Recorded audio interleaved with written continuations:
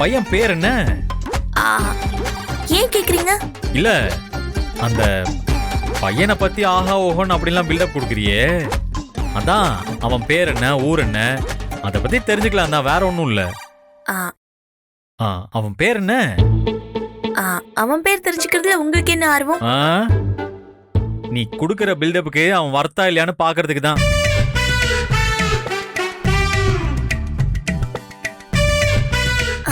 அதெல்லாம் அவன் ரொம்ப நல்ல பையன் தான் சக்தி. இன்னொரு விஷயம் அவனை பத்தி நான் சொல்லவே மறந்துட்டேன். ஒரு நாள் அவன் என்ன பண்ணான் தெரியுமா? போதும், நீ எதுவும் சொல்ல வேணாம்.